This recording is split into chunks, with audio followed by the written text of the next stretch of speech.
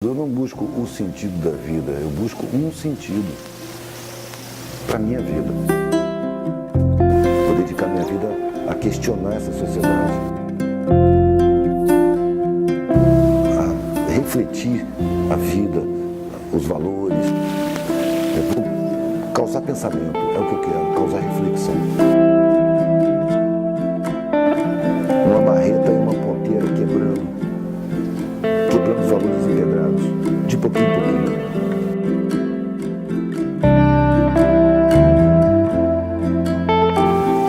Cada um tem um sentido para viver. O que há de comum no sentido da vida, no sentido que todo mundo tem, é que a gente está aprendendo o tempo todo. O tempo todo a gente está aprendendo. Quando eu era menino, o sentido da minha vida era o quê? Ser militar como meu pai. A minha avó uma vez me perguntou, o que você quer ser quando crescer? Eu devia ter uns 8 anos. Eu falei, motorista de caminhão, que eu tinha loucura por estradas. Mas eu já percebi que existia uma expectativa, que foi um impacto eu falar que queria ser motorista de caminhão para a minha família. Na minha família não tem motorista de caminhão, todo mundo tem curso superior. Né? Então já se criou uma expectativa. E aí eu fui procurando os sentidos que me ofereciam. A vida oferece sentidos para você, vai por aqui, vai por ali. E fui reparando que esses sentidos não me satisfaziam. Eu cheguei a achar que eu tinha alguma coisa errada, porque me dava um leque de opções. Eu não percebia que é um leque restrito. Você tem todas as opções, pode escolher, todos com curso superior. E eu não via muito sentido na própria vida. Eu olhava para a minha classe e achava estranho ser tão bem servido de coisas e ao mesmo tempo ver de longe, né, a pobreza, a miséria. E quando eu podia chegar perto e via que eram gente, pessoas iguais a gente, só que maltratadas, aquilo me fazia querer saber por que tem essas diferenças, por que o mundo é assim. Só que eu vivia num meio onde essas perguntas não se fazem. Ali se usufrui de privilégios. Não são os mais altos privilégios da sociedade, mas são muitos privilégios. São escolas boas, carro, casas boas, roupas caras, possibilidade de ir a restaurante, ser sócio de clube. Essas pessoas não querem questionar esses privilégios. Porque se você for procurar o porquê da diferença social, da pobreza, da miséria, da exploração, por que a estrutura social é dessa maneira, sacrificando tanta gente, você vai chegar nos privilégios, vai chegar nas regalias. Então existe uma recusa da minha classe de origem de pensar nos porquês da miséria, da pobreza. Não são problemas deles, vamos dizer assim. E eles usufruem disso porque pagam salários horríveis para os seus empregados, né? Você vê que a empregada doméstica está começando a conseguir direitos trabalhistas agora, e mesmo assim com muita luta contra, porque a classe dos privilegiados não aceita pagar os direitos da empregada doméstica. Às vezes são convencidos de uma superioridade.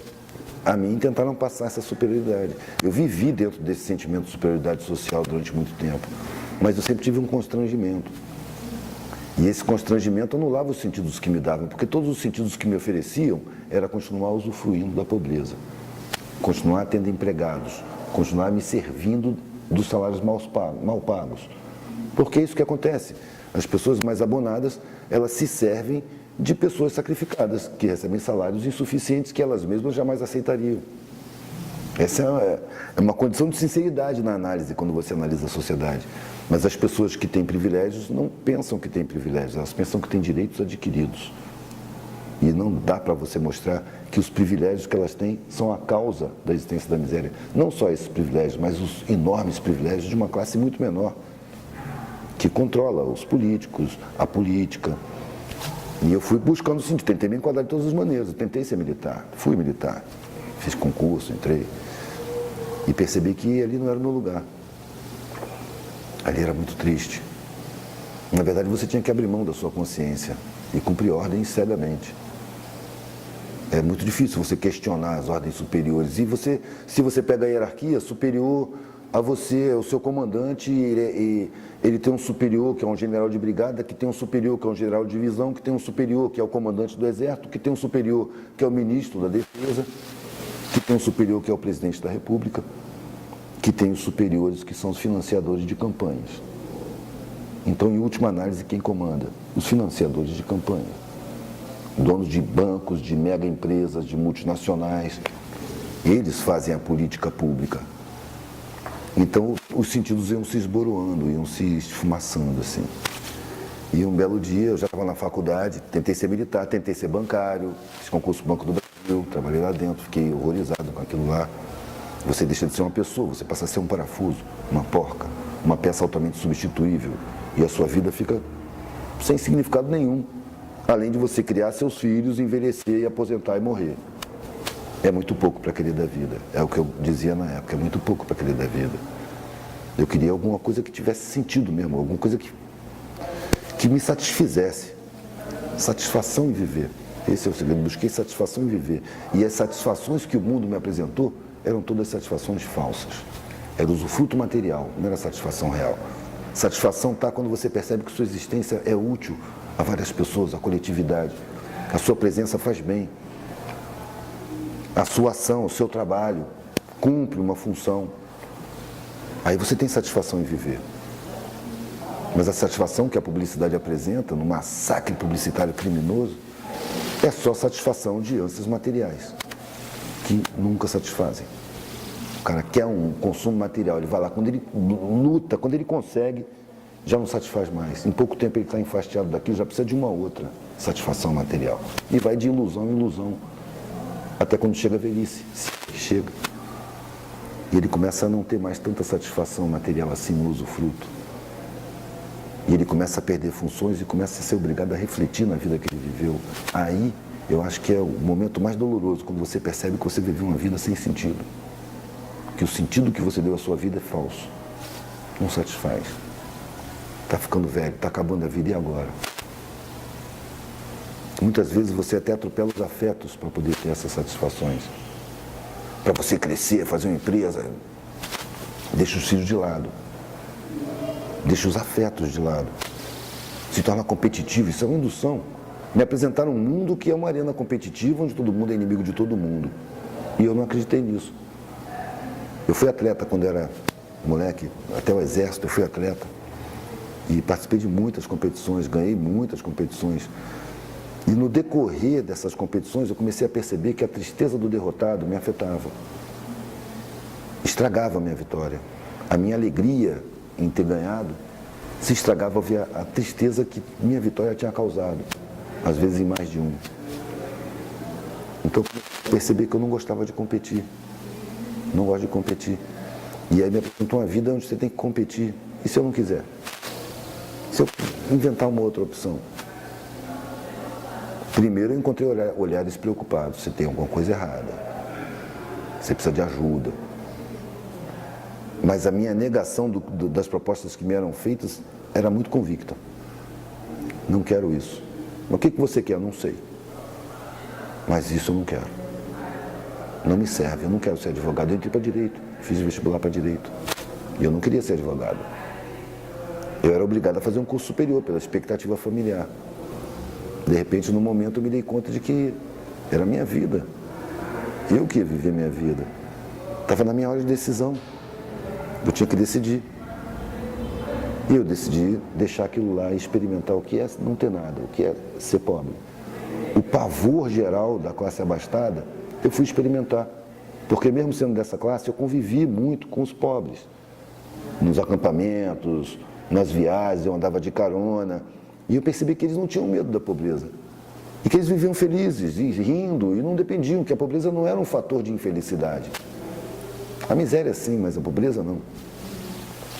Então eu resolvi não ter nada, para tentar entender o mundo, porque para mim o mundo não fazia nenhum sentido. Eu sentia, eu já intuía que a gente era enganado, desde pequenininho. A gente já nasce com instinto libertário. A criança experimenta tudo, ela quer testar tudo, mas ela quer testar com a iniciativa dela.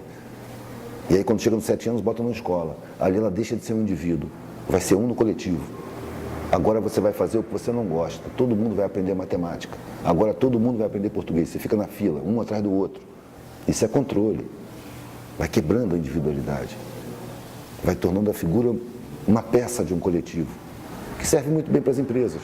mas que não serve nada para as pessoas. Transforma as pessoas em autômatos. Tem até um filme a respeito disso, Educação Proibida, que compara um refeitório de uma escola de crianças, o refeitório de uma fábrica e o refeitório de uma cadeia. Bota os três assim. E o comportamento é o mesmo. A mesma fila, um atrás do outro, quebrando as individualidades.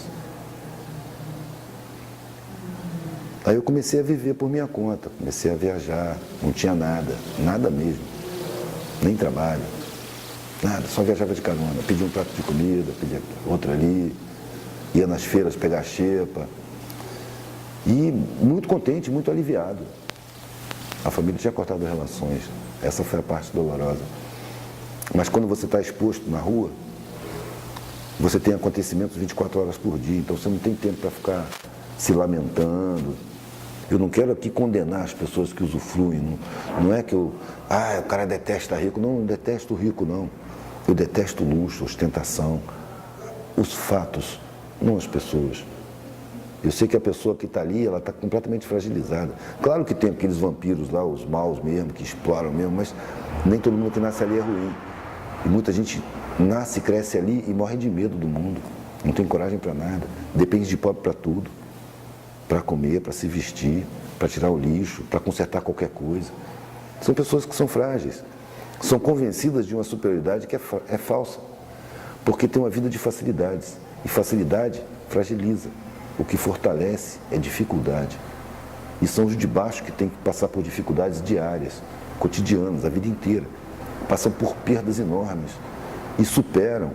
Então a capacidade de superação dessa galera é imensa. São quem constrói a sociedade como um todo. São quem mantém a sociedade, são quem sustenta através dos impostos. Apenas a eles é vetado o acesso a ter consciência dos acontecimentos. Eles não se percebem fortes como são.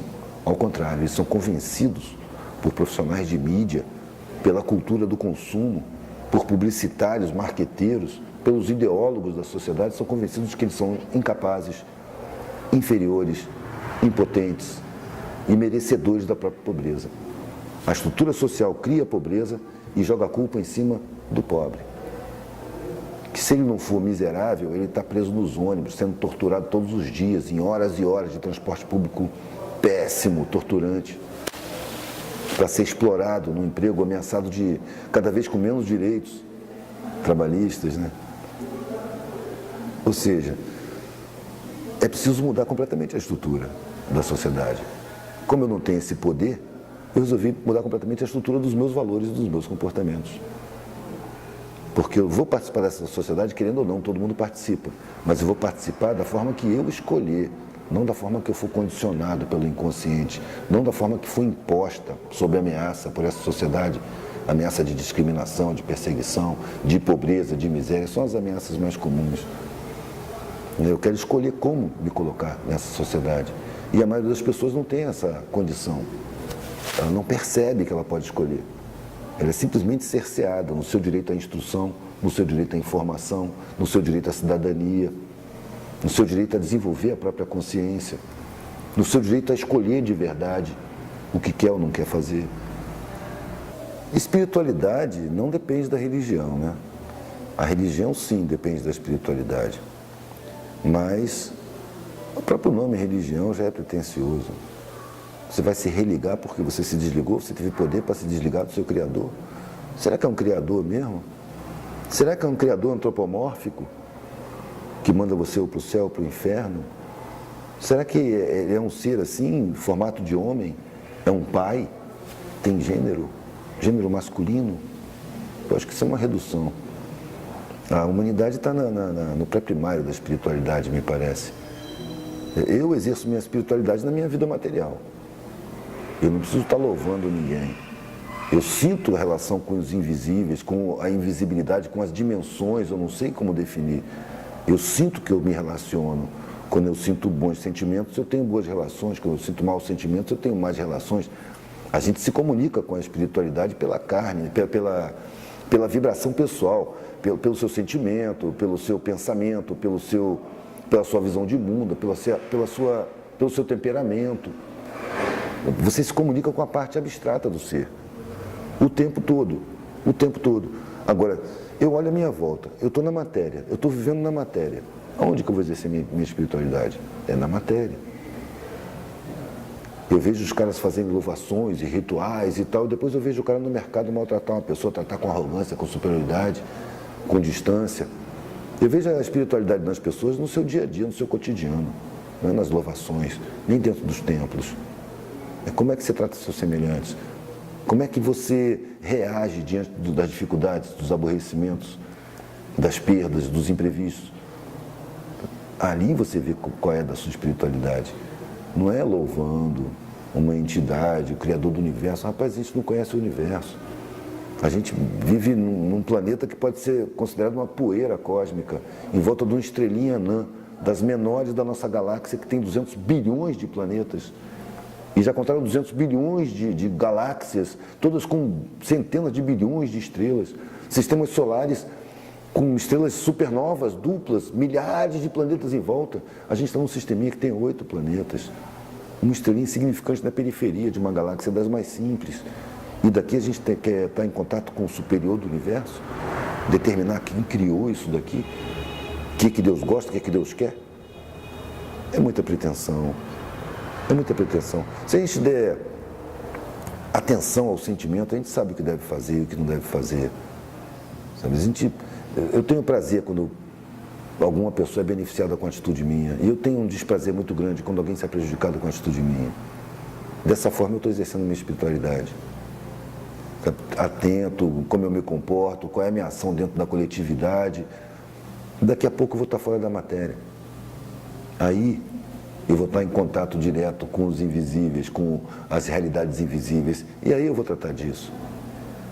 Por enquanto, o que eu vejo é pessoas dispersarem para uma área imaginária e ficarem vacilando no seu dia a dia, no seu convívio cotidiano, com os mais próximos e com os mais distantes também. Eu acho que espiritualidade a gente vê no comportamento da pessoa, no temperamento, não é na religião. Religião vai religar o que com quem, cara? Uma galinha se desligou da divindade? Não, não se desligou, ela só não tem consciência. O ser humano é a mesma coisa. Então, quando ele toma consciência de que está em relação com outras realidades não físicas, ele já começa a querer explicar essa realidade não física toda. Já começa a arrumar solução. O que a religião faz? Ela concebe o inconcebível, explica o inexplicável e impõe sob ameaça. Ou você acredita ou você vai para o inferno. Deus vai te castigar. Parece criança, né? É criança. Eu acho que, de certa forma, isso é muito útil na nossa infância espiritual. Porque as pessoas que fazem o mal sem pensar duas vezes, elas recebem o recado de que o mal é castigado e que o bem é premiado. Ela vai, no mínimo, aprender a fazer o bem por interesse e evitar fazer o mal por medo do castigo. Então, vamos dizer que isso aí é o pré-primário, é o jardim da infância. Depois vem outras etapas, né? O tempo está correndo no trilho da eternidade, tem muito tempo. Eu não acho que a gente começa quando nasce e nem que termina quando morre. Quando a gente nasce, a gente entra no mundo físico. Quando a gente morre, a gente sai do mundo físico. Por isso que eu digo que contrário de morte não é vida, contrário de morte é nascimento. A morte é o momento que você sai, o nascimento é o momento que você entra. A vida é o espaço que você tem, desde a porta de entrada até a porta de saída. Se você levar isso em conta, muitos valores que apresentam para a gente como objetivos de vida perdem o sentido. Perdem a importância. Porque se a gente vai entrar, passar e sair, o que a gente veio fazer aqui? Disputar patrimônio? Ficar brigando entre si? Disputando poderes que são aqui do mundo? A gente já recebeu vários recados. Os ícones que se tornaram ícones até por causa das próprias religiões, eles deram sempre o mesmo recado. É o desapego, é a sinceridade, a hospitalidade, cordialidade, a amorosidade, o respeito. Todos eles deram o mesmo recado. Agora, as instituições, porque a religião é instituição, as instituições se dedicaram a controle de massa, a controle de comportamento. Eles querem ter suas coletividades, porque assim eles têm força social. Representam tantos milhões, e aí tem força social. Aí é a ânsia do poder, é muito mais matéria do que espírito. As religiões mesmo são muito mais materiais do que espirituais. Acho que a preocupação delas é material. Principalmente o cristianismo, né? O cristianismo, como disse o Saramago, parece que não se preocupa com a alma, se preocupa com o corpo. Controlar os instintos, controlar as ânsias do corpo. O corpo é o mal. O corpo é a nossa oportunidade. É a oportunidade de estar vivendo, experimentando, crescendo, aprendendo, colaborando, participando de um processo que é universal, muito além da nossa capacidade de compreensão. Eu não dou essa moral toda para a minha razão, dou muito mais moral para o meu sentimento, para a minha intuição. Eu acho que eu sigo muito mais o que eu sinto do que o que eu penso. O que eu penso eu coloco para assessorar o que eu sinto e não o contrário. A razão, para mim, é subalterna à consciência. Ela está ali para explicar o que ela for capaz de explicar. E o que ela não for capaz de explicar, fica calada, não se mete. Eu não permito que minha razão explique coisas que eu não tenho capacidade de entender. Como é que eu vou saber como é que é do outro lado? Nem me interessa, cara. Estou aqui controlando minha raiva, estou aqui despertando bons sentimentos, estou aqui trabalhando onde eu posso trabalhar. Acho que quando a gente vai se melhorando, entendendo melhor, desenvolvendo o entendimento, a visão da gente vai se ampliando, aos poucos, não tem pressa. Agora, você quer ver lá onde você não pode? Você vai ter que inventar. Isso é por causa da religião. Ela está olhando para onde ela não pode, ela não enxerga lá, mas ela está olhando e dizendo, eu vejo, e é assim, assim, assim, inventa. Inventa. De alguma forma, isso tem sua razão de ser, dentro da coletividade, dentro do processo humano. Mas não me chama, a mim não chama, e não chama muita gente também. Agora que serve, serve. Eu vi muita gente deixar de fazer o mal por abraçar uma religião, né? Principalmente presídio. Presídio na ala evangélica não tem facção, não tem roubo, não tem estupro, não tem gangue, não tem morte. Ou seja, é necessário ali. Agora, ser necessário não quer dizer que é suficiente, né? Tá longe de ser suficiente. É preciso passar por essa etapa e ir além. É preciso ter a humildade de saber que o ser humano não é capaz de entender a totalidade. Que essa pretensão só cria discórdia, antagonismo. Cada religião reivindica para si o privilégio da verdade e acusa de demoníaca toda a outra religião. Nós estamos com o pai, os outros são os errados. Isso é infantil, é primário, é conflituoso, é desnecessário. Então isso vai ter que ser superado. Uma vez o Leonardo Boff perguntou para o Dalai Lama qual a melhor religião. E o Dalai Lama, na sabedoria dele, ele é líder de uma religião do Zen Budismo. Ele disse, a melhor religião é aquela que te torna uma pessoa melhor, mais compassivo, mais tolerante, mais compreensivo, mais benevolente. Essa é a melhor religião. O trabalho para mim é fonte de satisfação pessoal. E dinheiro também. Mas tem que ter satisfação pessoal. Para mim, trabalho é isso. É prazer. É necessidade. Agora, ele tem que gerar algum dinheiro. Não precisa muito. Se cada um se contentasse com o que precisa, isso não faltava para ninguém. As pessoas são induzidas a quererem mais do que precisam. E algumas muito mais do que precisam. E aí acaba faltando para uma grande massa. O trabalho, a palavra trabalho já foi criada em cima de um instrumento de tortura chamado tripalho, né?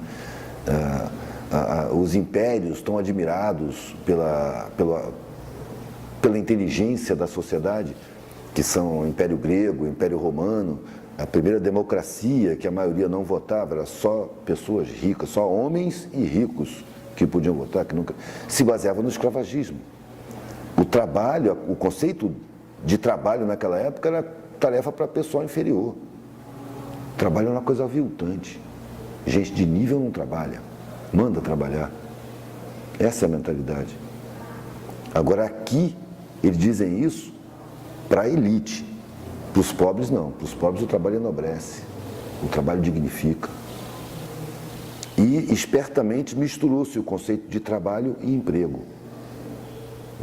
O emprego é quando você tem um patrão, o emprego é quando você tem um superior, quando você está encaixado numa hierarquia. Um trabalho é quando você produz alguma coisa. Então o emprego é uma área muito limitada do trabalho. Só que ela é apresentada para a gente como a totalidade do trabalho. Todo o trabalho é emprego, a não ser as exceções, os profissionais liberais. São exceções. Regra geral, trabalho é emprego, ou seja, trabalho é patrão. Isso interessa a quem? A elites que andam de helicóptero, a elites, a exploradores do trabalho.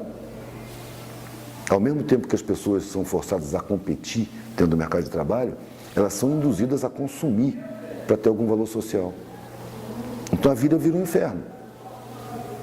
O trabalho, a compra, as dívidas sendo pagas, mais trabalho, mais compra, mais dívida, mais trabalho, mais compra, mais dívida.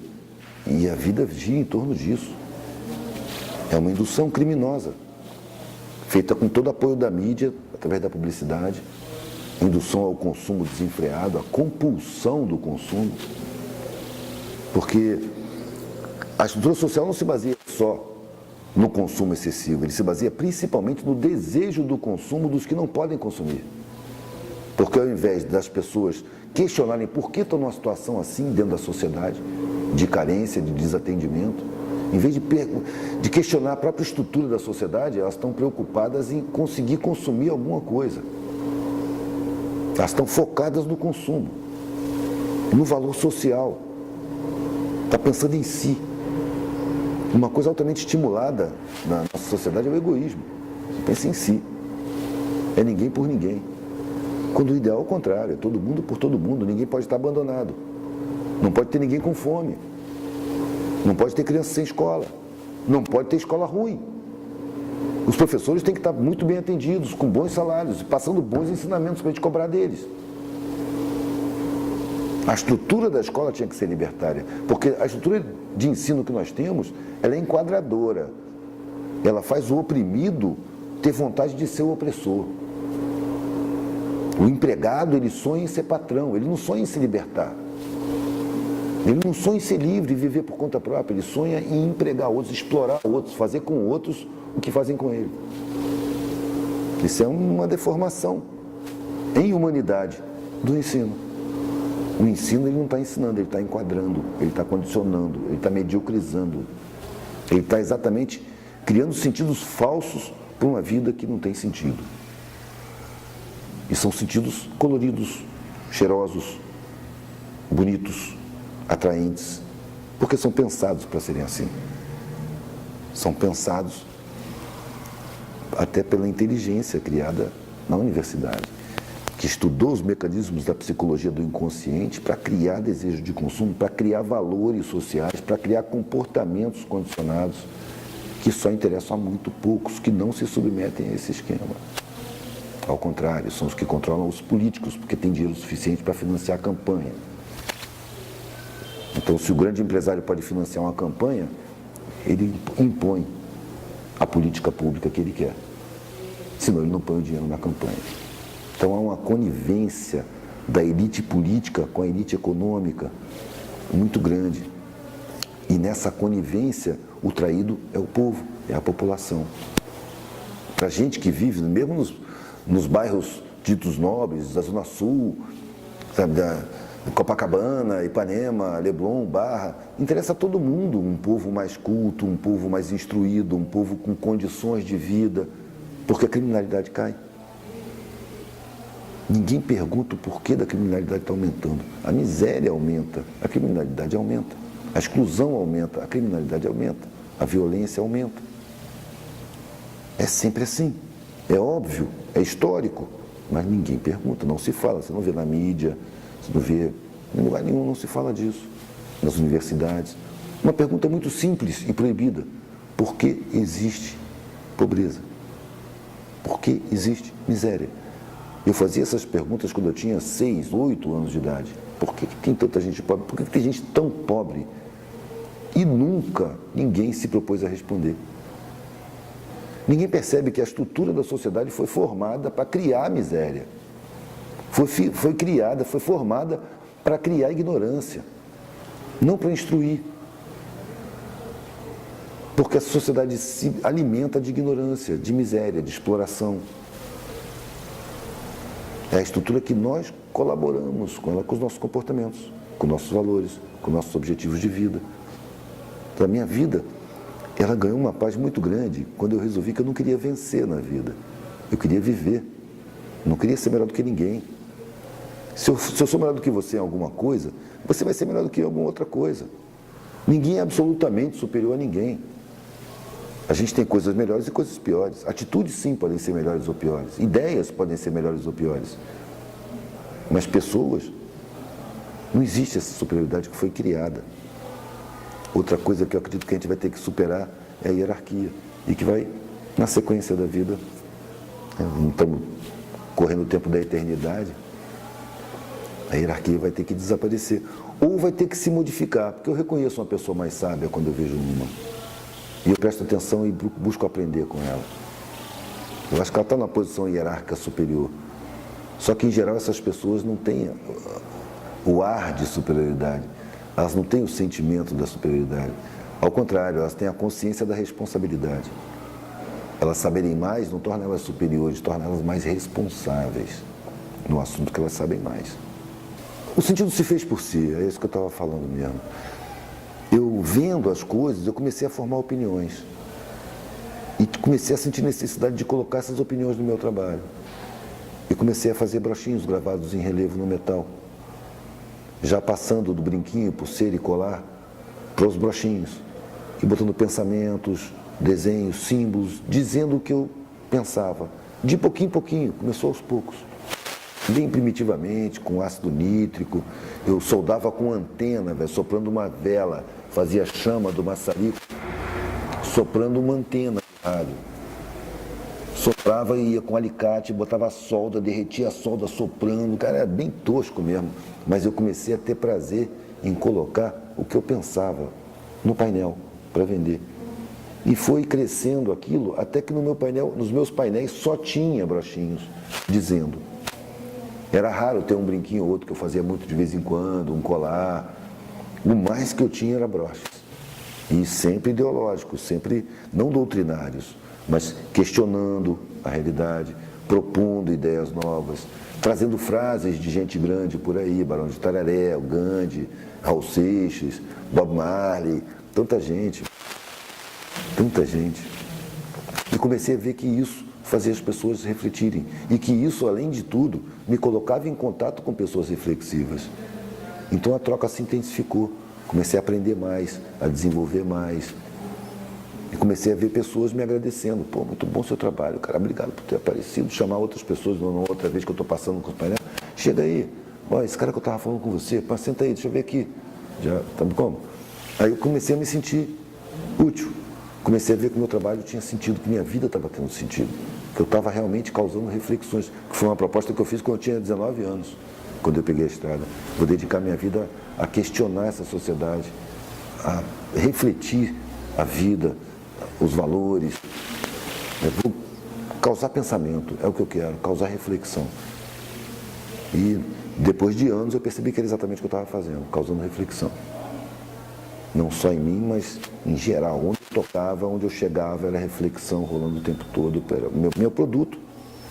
Questão, reflexão, pensamento, valor. É como se eu estivesse andando com uma marreta e uma ponteira, quebrando os valores empedrados, de pouquinho em pouquinho. E tem outra coisa, quando eu percebi que eu não podia fazer grandes coisas, quando eu percebi que eu não podia fazer grandes coisas muito tempo atrás.